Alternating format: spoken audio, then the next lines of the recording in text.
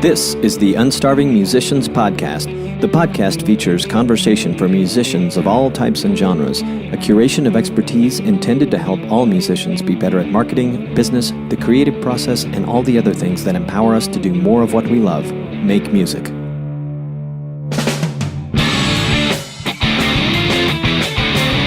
This episode is sponsored by the Unstarving Musician's Guide to Getting Paid Gigs, how to get booked and paid what you're worth over and over again. Learn more about the book written by Roberto R. Hernandez, that's me, at unstarvingmusician.com/book and on Amazon. In this episode, I chat with Nashville-based singer-songwriter Alyssa Trahan. The conversation went as usual, but in the minutes that followed our chat, I realized that I had spoken to a machine. She actually struck me as very warm and kind as a person. When I say she's a machine, I'm referring to what she's accomplishing and the experience she's amassed at age 22. She's driven, smart, and very talented. I suspect she's going to do big things in country music despite the droves of talented people who are trying to quote-unquote make it. I got to some firsts in terms of topics for this podcast, including sponsorships or how Alyssa has managed to get them, as well as a perspective on gigging in and around Nashville. She may not be doing anything incredibly unique, but I'm not referring to her talent as a songwriter when I say that. I'm talking about all the things she's doing to move her career forward. What Alyssa is doing is and has been being very methodical and very thoughtful in the way she's getting things done. As you listen to our conversation, you'll hear what I mean. So with that, please enjoy this great conversation with singer-songwriter Alyssa Trahan. Alyssa, welcome to the show. Hi, thank you for having me on. Absolutely, I appreciate your time today on a Saturday morning as it is. Yeah, I don't usually wake up this early on Saturday morning, so you're special. Lucky me. I wondered, I actually saw a message from you that didn't come all that late, but I turned in early because I got to be on it tomorrow because I'm talking to Alyssa. So I was up. You probably saw I responded early this morning, but I appreciate you getting up too. So we know one another through Mira Goto, a mutual friend, and apparently a new songwriting collaborator for you in the Nashville area. Tell me about when you two first met real quick. Yeah, so we first met through a mutual friend of ours whose name is Jane Bach, and she's another songwriter in Nashville. You may have heard some of her stuff. She's written stuff for Reba and Charles Esten from Nashville, a bunch of people, but she introduced us and we started writing together and we just worked really well together, so we kept on doing it and now we're friends. That's very cool. Mira, as you know, was featured in a recent episode, which I'll put in the show notes if anybody's interested who's listening to this that knows Mira, probably so because you two know each other, and she was really great about spreading the word about the episode. She was a lot of fun to work with. Now, tell me you haven't had anything weird that happened to you when you first went to Nashville. You moved there from Rochester, is that right? New York? Yes. You probably heard all about Mira's spiders. Did anything weird like that happen for you when you first got into town? Oh, yeah, she's told me all about it, showed me pictures, and it's terrifying. We haven't had any huge problems like that yet. We've seen bigger bugs than I'm used to in New York. Yeah. But we haven't had any insane problems like that, at least not yet. But I'm kind of bracing myself for it. Well, it's probably okay. You've been there for a while. You're not in unfamiliar surroundings, so whatever might happen, you're going to be like, okay, at least I'm at home. Yeah, and after that happens to friends of mine, I research it and I Google everything and I have a list together. If this kind of spider shows up, this is what you do. If you get bitten by this is what you do. So I'm ready. It's nice to be able to see pictures of them online so you can be a little more sure. I remember back in the day when if we didn't have a library book, we didn't know what it looked like unless we saw one. So one thing I talked to Mira about, which would be fun to hear from you on as well, is how Nashville came about and the time span from which she decided she wanted to do it. Well, there were a couple different points she talked about when she first started thinking about it, which for her, I guess, was forever, and then when she decided she was going to do it, when she actually did it, and then kind of what happened in the near term. Can you give us a story of how getting to Nashville happened for you? Yeah, so I've always wanted to be a singer-songwriter, musician, artist, whatever you want to call it. Since I can remember, my whole life I've wanted to do that. And I think it was 2009, I convinced my family to take a vacation to Nashville. And we just came as tourists just to have fun. And we were here for probably like 4 or 5 days, and I just fell in love with the city. I knew from that moment that I was going to live here someday, and since then I started thinking of ways to make it happen, and how am I going to do this? I'm going to go there alone. It's going to be terrifying, all this kind of stuff, but that was always in my mind that it would happen someday. And then my music career started progressing and things were going better and better in Rochester, New York. So then I convinced my dad to take me on business trips to Nashville, I guess you can call them. So we started taking trips here, I'd say every month and a half or so for about a week. And we did that probably 7 or 8 times. And, eventually it was clear that I had to move here as quickly as possible. So our last trip before I moved here, we just spent looking at apartments for a week straight because there are probably 1,000 or more here. And I finally moved here about a year and a half ago. So, yeah. So 2009, that started a ways back, so it was a bit of a period of time before you got there. But so how old were you when you moved there? Were you 21 yet? No, I moved here, let's see, when I was 20. Yeah, a little different than Mira's story. I know she's not an old lady or anything, but... And did you end up going by yourself initially? I actually moved here with my boyfriend. We've been together for over 5 years, and he moved down with me. Cool. And the reason I ask about all that is I know there are a lot of people who would like to do as you and Mira are and chase the songwriting dream and perform and be around all the talent and expertise that's there. So I think it's kind of funny. It sounds, your story, I don't know if Mira's talked to you much about how she ended up there, but very contrasting stories because you brought your family down there, and the first time you went, there was a good amount of time between then and when you got there. But anyway, pretty fun stuff. So what is the deal with pickles? I know you get that question. Yes, I do. So pickles are my favorite food, dill pickles to be exact. I don't like sweet pickles, but they've been my favorite food for pretty much my whole life. It's always been kind of one of my things, I guess. And recently I wanted to write a song that included pickles. And, I was thinking, how can I include pickles in a song without making it incredibly cheesy and weird and just not a good song? Mm-hmm. So I came up with the concept for Pickle Jar, which is my newest single. And I was just thinking about what's a cool line I can use with pickle jars. And then I thought of opening a pickle jar. Like, it's kind of a cliche that guys have to open jars for girls because girls aren't strong enough. So I thought it'd be fun to kind of write an anthem, if you will, for girls and women who can open their own pickle jars and don't need help from the men. So Pickle Jar was born. If I'd have listened to the lyrics a few more times, I might have gotten the anthem aspect out of it. But it's a great track. I heard it on Spotify, and I know you're on Google Play, which is what I subscribe to. But yeah, great track. I know that you, on top of being a multi-instrumentalist, which I want to talk about in a few, have also done some engineering work with the console, I assume. So with Pickle Jar, did you have someone doing all that for you, or do you always have hands-on in the engineering or mixing of your tracks? I'm always very hands-on. I like to be a part of every part of the process. So I wrote the song by myself, and then when I decided I wanted to record it, we went to a studio in Nashville. It's called Sound Emporium. Mm-hmm. It's one of the big studios around that still exists and people still go to.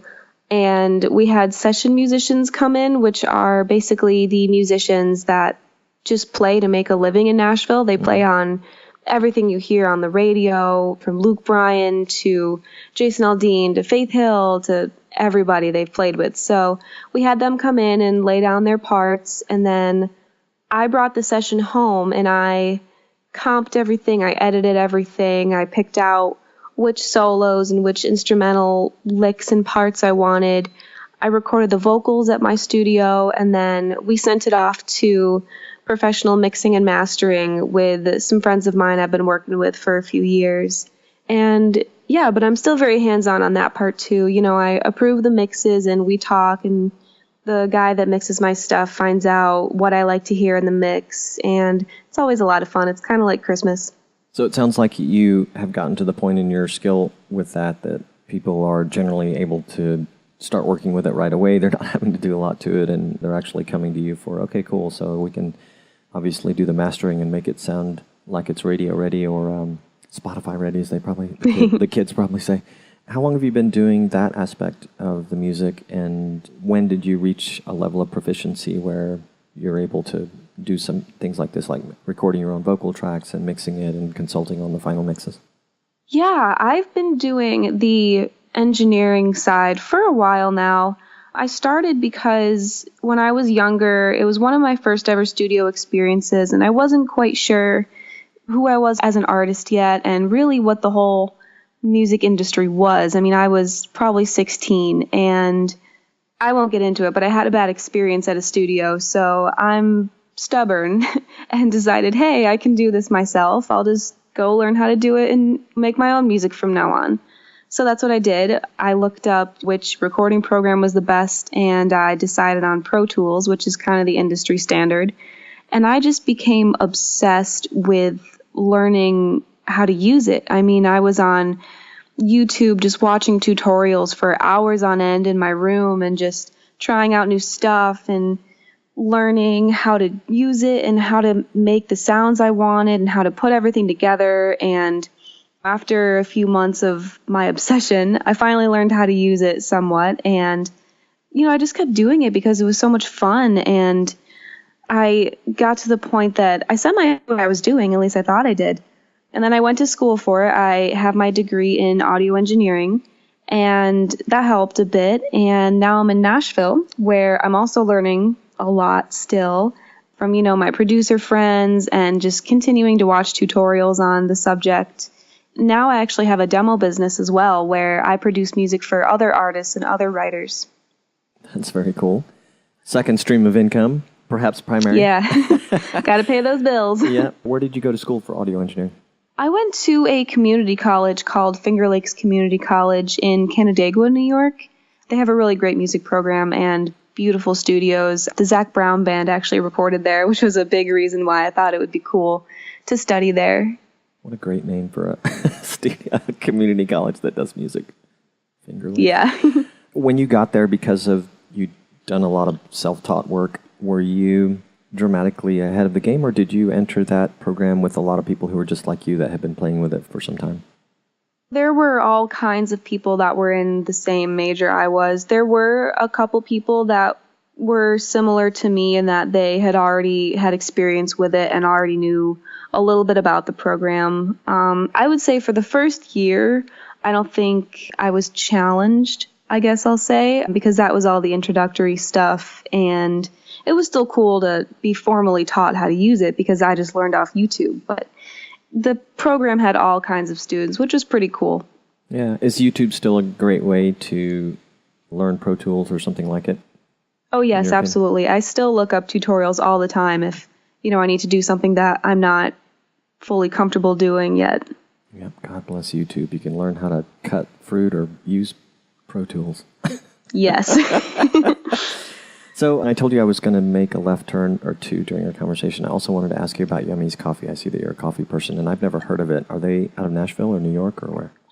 Yummy's is actually in New York. It's in a town called Fairport, and I'm friends with the people that work there, and they actually sponsored a music video of mine not too long ago. It's called Over You. It's on YouTube if you're interested, and they have delicious coffee, delicious frozen yogurt.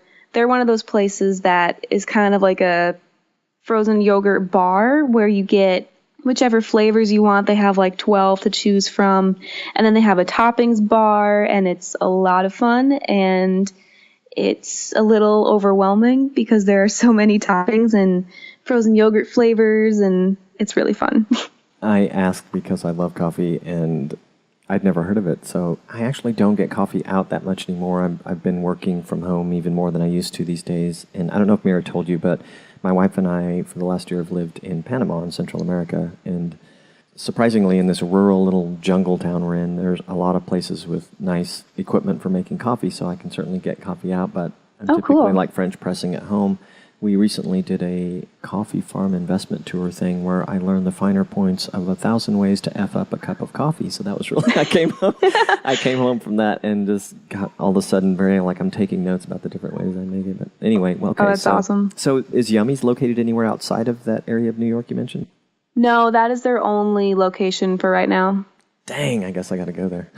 Gotta go to New York. I need to go there anyway, so. Breed Love Guitars, you're an endorsee, right? Mm-hmm. I imagine. I am, yeah. I imagine a lot of musicians and up-and-comers, in fact, I know many of them are interested about endorsements. Can you talk about how yours came about and perhaps throw in a tip or maybe lessons you learned with getting that one? And if you have others too, you can talk about those as well. Yeah, so with Breed Love, I had been playing Breed Love guitars, I wouldn't say exclusively, but they've been my favorite for quite a long time. When I went to get my first big girl guitar, I guess you could say, my first real guitar for playing shows and recording and stuff like that, I chose the Breed Love over other brands of guitars just because I genuinely loved the sound. I loved the look and the feel of it, and it became my primary guitar. So then after, I'd say like a year or two of just playing my Breed Love, having it in all of my press and videos, things like that, I got in touch with Breed Love and I said, hey, I'm interested in things that you do with artists. And they said, hey, do you want to be an endorsed artist? And I said, yes, of course. Yeah. So that is really, really cool because I genuinely love their guitars and they have been so great for performing and recording. I get such a beautiful sound from my guitars. And yeah, they're made in America, which I think is really cool. They have a lot to choose from. They have other instruments like mandolins and stuff like that. And the customer service is really great, which you don't get a lot. So I like that too. That's fantastic. And do you have other endorsements currently?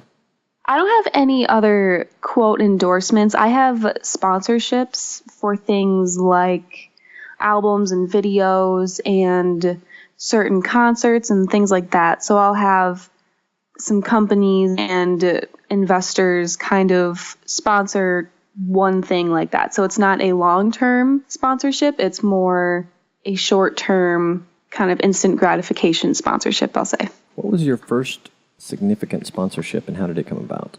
My first significant sponsorship, that would probably be the Over You music video I mentioned with Yummies. They sponsored the music video, and if you watch the music video, you'll see what I'm talking about, but they let me use a bunch of their ice cream, and it was really, really cool.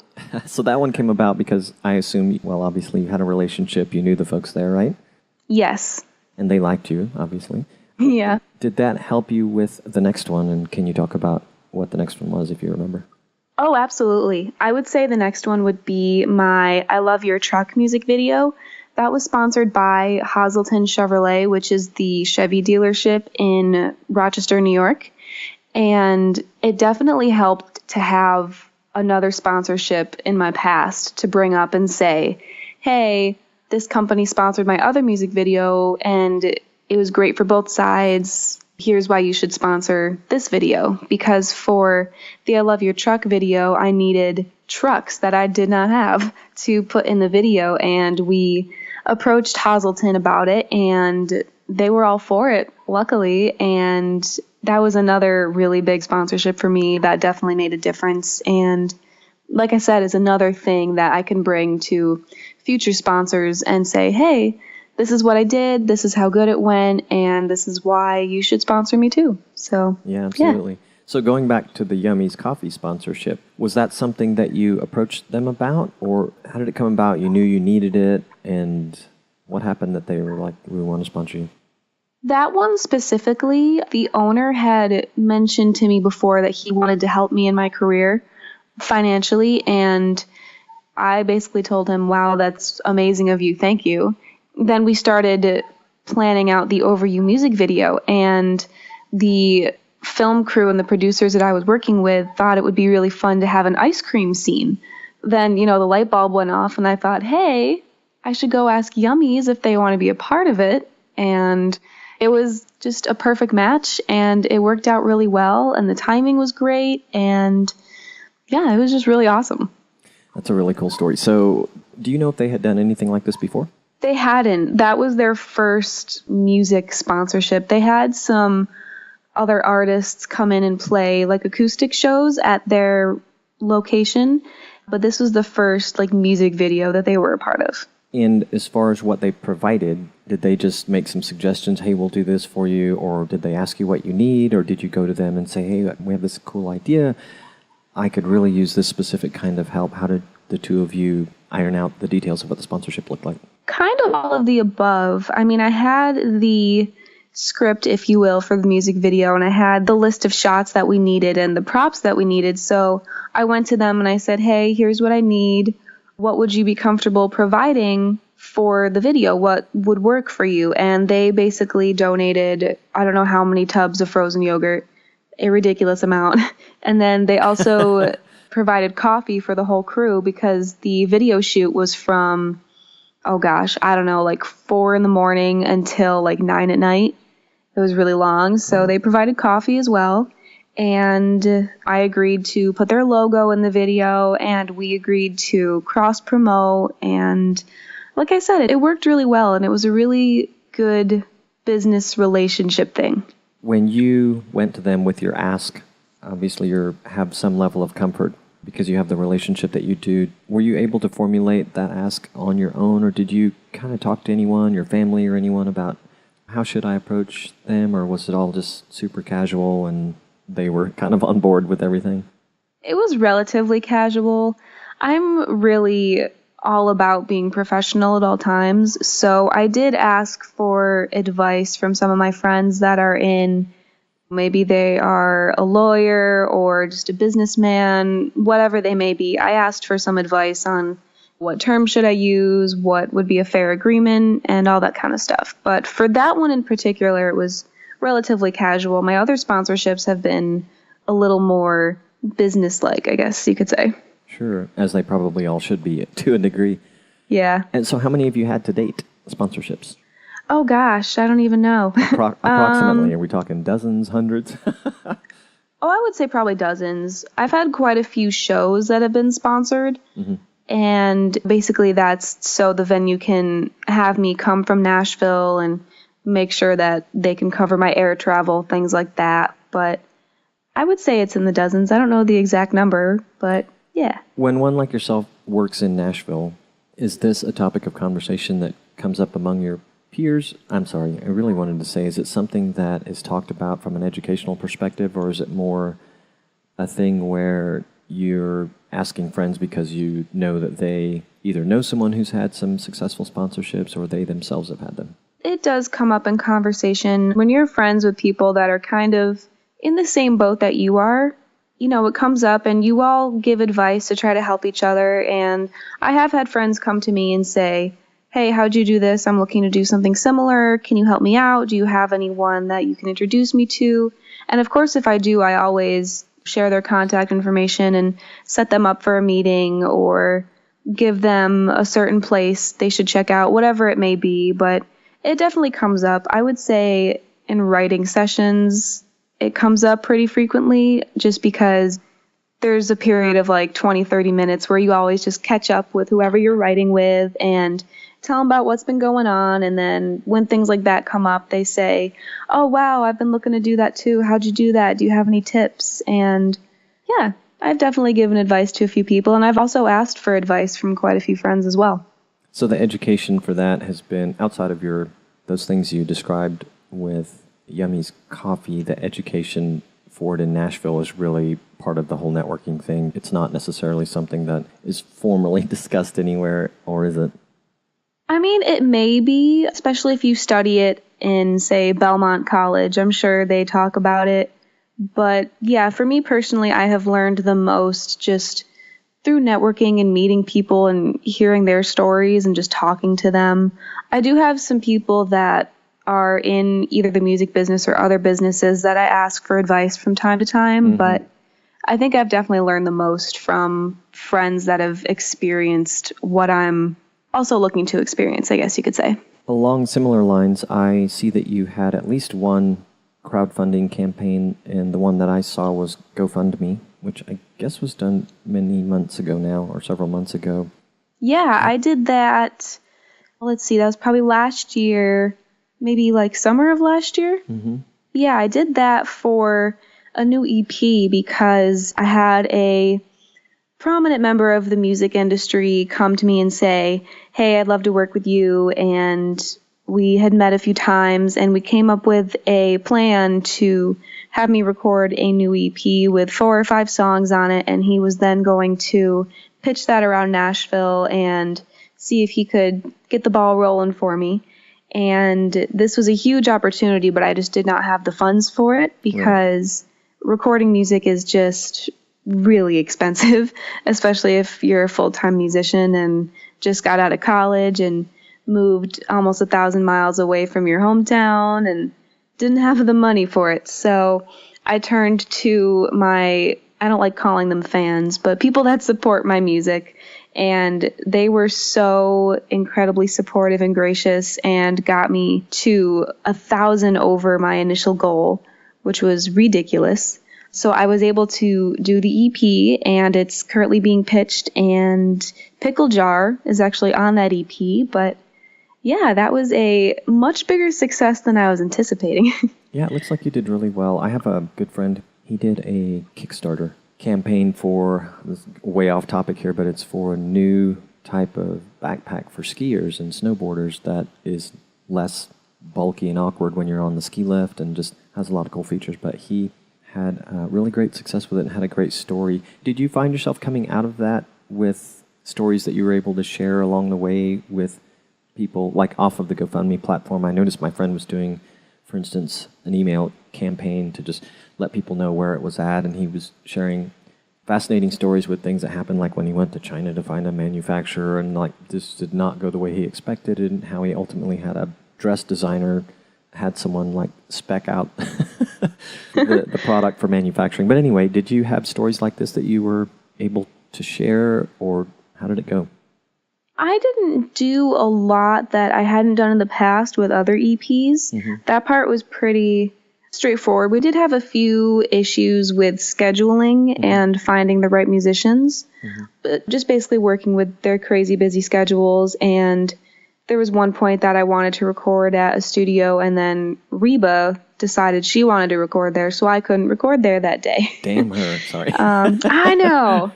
No, but it worked out really well. And if anything, I would say the biggest story is just how hard I had to work with the GoFundMe to make it that successful. I mean, I think it was probably a month or 2 that it was up, I did something with it every day, whether it was film a video or edit or post a video or do an email campaign or personally ask people. It definitely took a lot of work.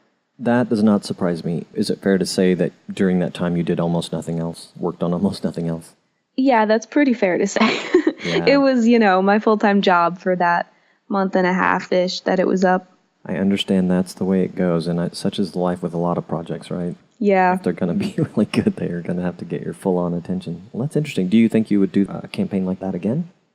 It's possible. I really don't like asking for money. That's one of those things I really don't like doing. So even when I put up the campaign, even though I knew I had no other option, that was kind of my only choice.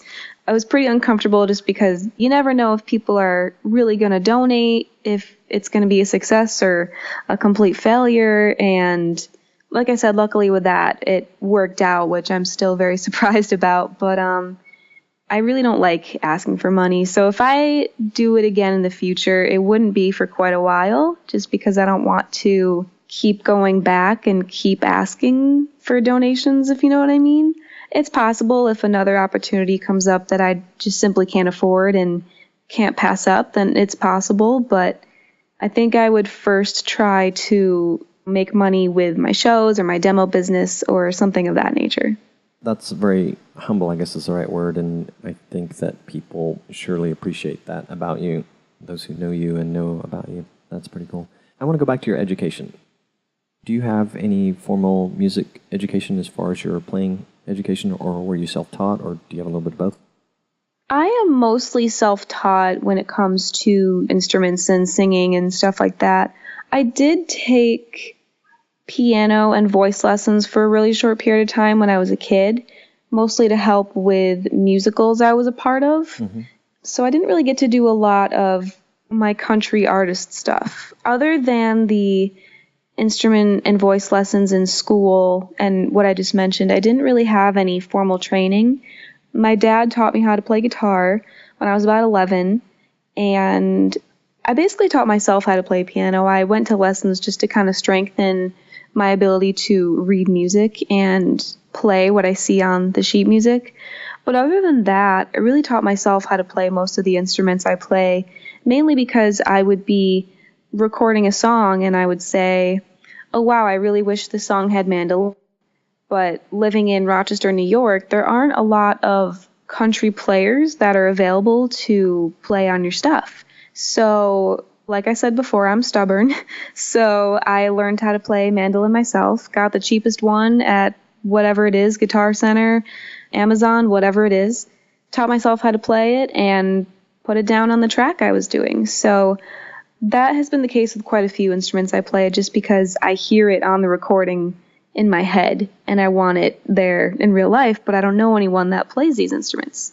So I just learned them myself and I keep doing that. Now I'm in Nashville, so I guess I don't have to do that as much, but it's still fun to learn new instruments. Yeah, I would imagine. Do you play drum kit also? I don't technically play drum kit. I can play a few really simple beats, but that's pretty much it. My boyfriend is actually a drummer, so I'll leave that to him. Are you still playing piano? Yes, I play piano pretty frequently. I put keyboard elements on pretty much every song I record. I'm going to pay attention now when I listen to some of your tracks.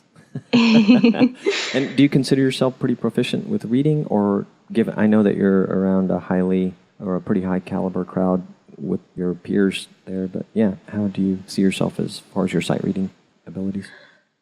My sight reading is good, I guess. I learned how to sight read a few instruments in school, such as silver flute.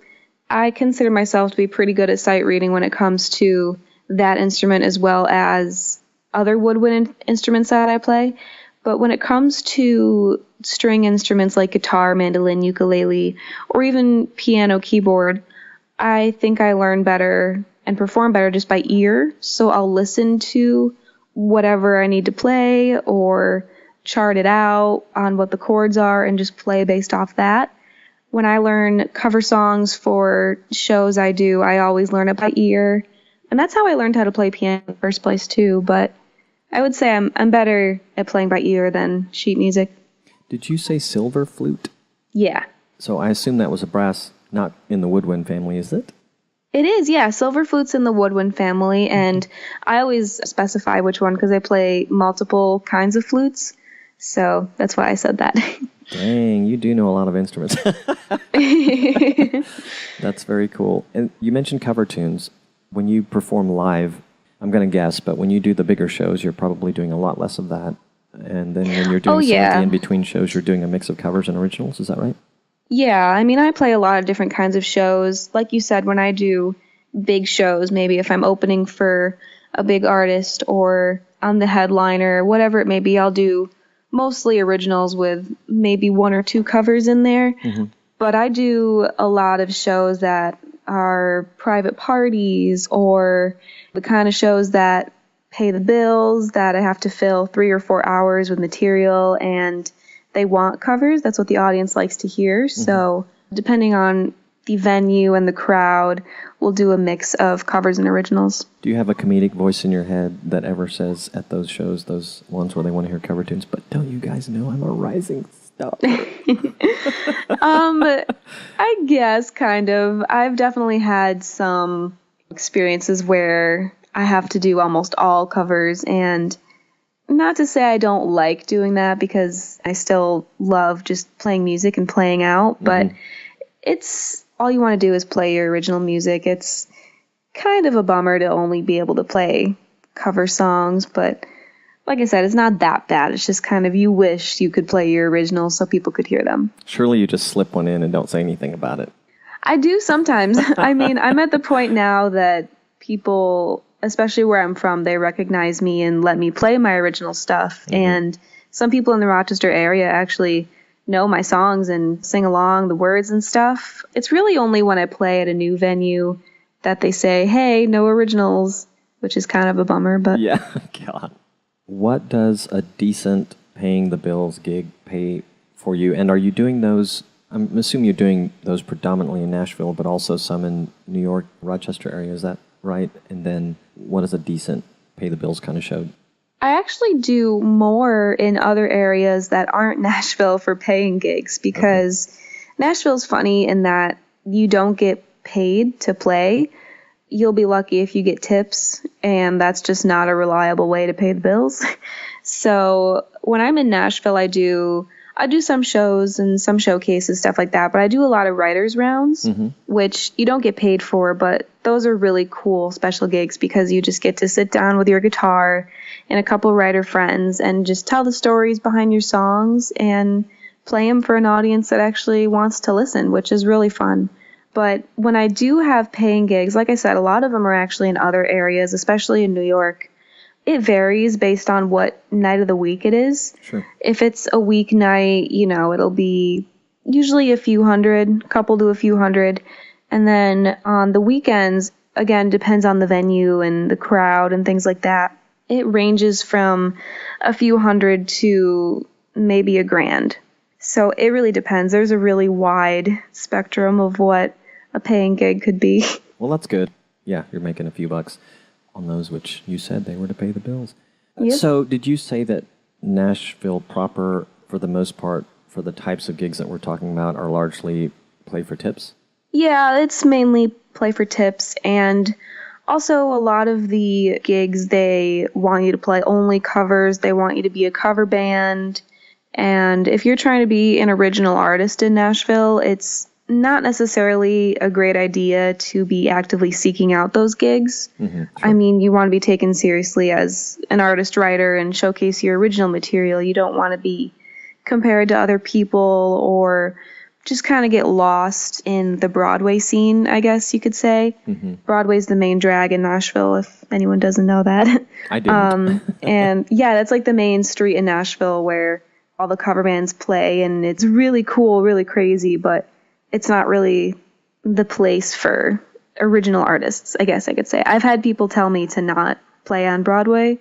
That was my plan when I first moved here, was to just play out every night on Broadway and get all these gigs and pay the bills that way. But, I learned real quick that's not reality. Broadway in and of itself is a tough gig. Yeah, that's where they want you to play 10 p.m. to 2 a.m., covers only. Ugh. Big band stuff. Yeah. They want you to do the drinking songs, and that's not really my scene. Yeah, I understand. I want to talk a little bit about business and marketing with the hours rapidly going by here, and I very much like to touch on this topic. Merchandise, you have a good offering. I was kind of curious if merch is much a part of the revenue stream, if you will, or the income when you're doing shows, and if so, which shows, or is it actually a decent part or a growing part of the income? And if it's not through shows and it's more just all online, how's that working out? I have had CDs, posters, and guitar picks available on my website and at my shows for a pretty long time. And then it wasn't until recently that I also got t-shirts because I had a lot of people requesting that we get them. So I had enough people saying they would buy them that it made sense to purchase them and then sell them, because it's actually quite expensive to buy merch for yourself. Getting t-shirts printed and CDs manufactured, posters printed, all that kind of stuff costs a pretty penny, which, you don't really think about, but it's definitely worth it in my eyes to have that kind of stuff. I wouldn't say it's a huge part of my revenue stream. If anything, it helps get my name out there and spread the word about my music, because if someone's wearing my name on a t-shirt, that's free marketing. Well, not free, but marketing just walking around for you. I played at a festival recently, and several people came wearing my t-shirts, and they just walked around the whole fair wearing my t-shirts. So, that's great marketing right there. But I would say I broke even on especially the t-shirts and posters and stuff like that. And I find that my biggest profit is off my physical CDs, which I find surprising because all the music industry professionals and specialists will tell you nobody buys CDs anymore. Physical CDs are dead. There's no point in getting them printed and manufactured. And I don't know. It's working for me. Maybe I'm the exclusion. I don't know. And you're all like, tell that to Adele. Yeah, right. But yeah, I have noticed that people regularly buy my CDs both on my website and at my shows. As long as they're still buying them, I'm going to keep printing them, and maybe I'm the exclusion, like I said, but I think that's great. I was talking to an original artist in the last couple of weeks for the show, and his CDs they're thematic. They're actually instrumental. He's got an instrumental band that's in this genre called guitarcore, so they're kind of a metal edge sounding thing, but everything's written with melody and verse structure in mind. And I'm sure to a large extent most recording artists are this way, but for him, that package, that CD tells such a story, and of course there's all the artwork and stuff. But I was going to say, I can tell you why you're losing money. Your signed stuff's the same price as your unsigned stuff. What's up with that? yeah, I mean, I don't really see the point in charging for my signature. I always thought that was strange. Well, why not just sign every copy? I think you should charge more. Maybe. You're pretty hands-on with the marketing aspect of your venture, right? Yes. What's your favorite part of the marketing or business aspect?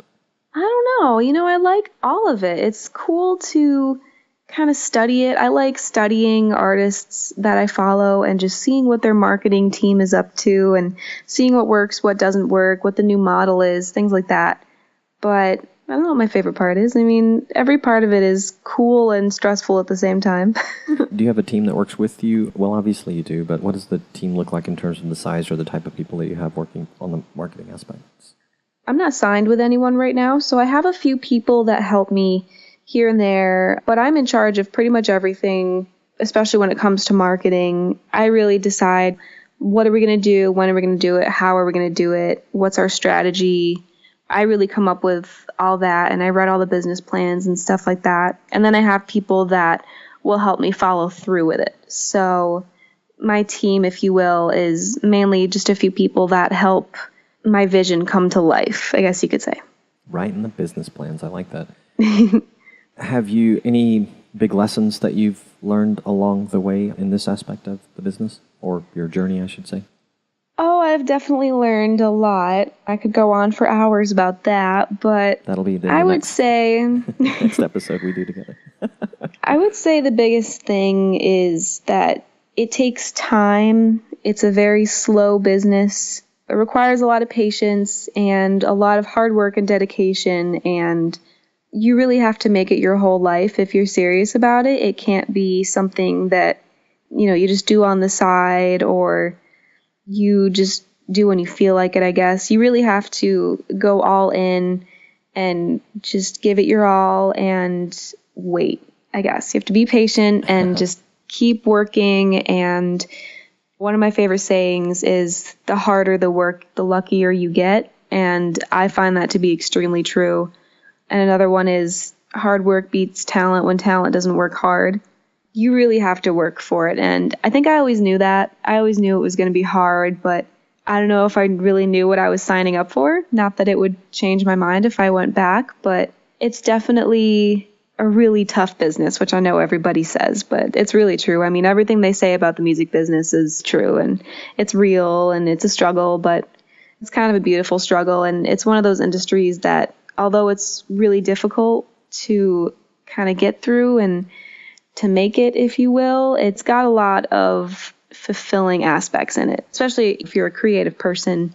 Getting to get your music out there and see how it connects with people kind of makes all the struggle worth it. So, yeah.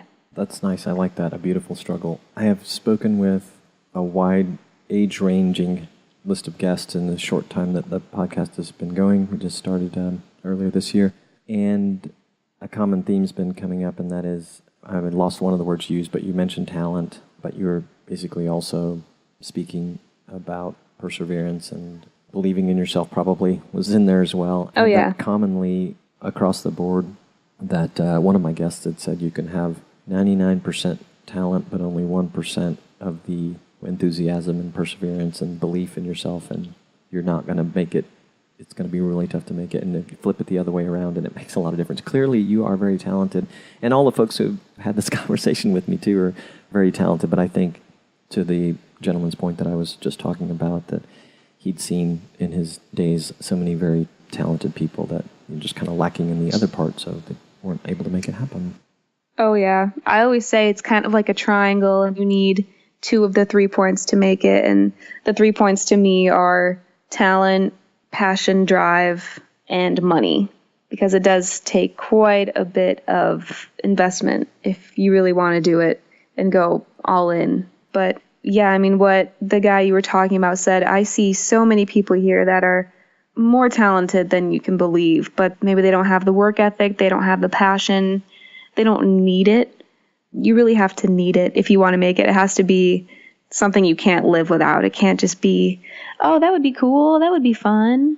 Yeah. It's got to be like a fire inside of you. And like I said, I've seen a lot of people that they're really talented and they're great people, but unfortunately they don't have the passion, they don't have the need for it. It's not a part of them. It's just kind of something they like to do. And Nashville is full of talented people.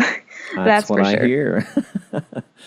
Yeah, I've seen this myself throughout my life, that talented people without the drive are easily passed up by those who are not necessarily as talented but have the drive and will inevitably eventually reach a level of talent that equal the early ones. But well, and being surrounded by all these talented people in Nashville also just kind of raises the bar and has definitely made me grow into a better musician. So eventually, if you're surrounded by all these people, you're going to have to practice at some point.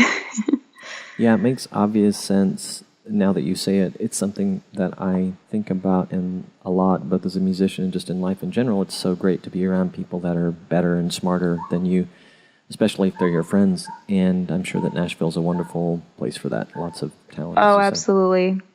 It makes you grow at a ridiculous rate. I can only imagine. Well, Alyssa, it has been such a pleasure to chat with you today. In one regard, I hope that our conversation was different given the theme of the podcast. By the way, have you done podcasts before? I know you've done a lot of radio. Yeah, I've done a couple. I haven't done many, but I've definitely done a couple here and there. I hope it was to a degree different, but not so much that it wasn't fun for you. I certainly enjoyed meeting you, chatting with you. I hope we can do it again sometime in the future. I have a feeling, as do many others, that you are destined for lots of great things, and it'll be fun to watch. Well, thank you. I would for sure love to do it again. And I would be remiss if I didn't ask you where people can best find you online. I'm pretty much everywhere online, but the best place to find everything would be my website, which is alyssatrahan.com, and that's ALYSSATRAHAN.com. And there are links to all my social media, music, videos, photos, contact forms, all that kind of stuff. So check that out, and also check me out on Spotify. My new single, Pickle Jar, is officially there, so give it a listen. Good job, yes. And you are well represented on the Google, so if you forget the spelling, kids, just start typing Alyssa Trahan and you'll see her everywhere. Again, Alyssa, thank you so much. I look forward to speaking with you again sometime soon. Same to you. Thank you.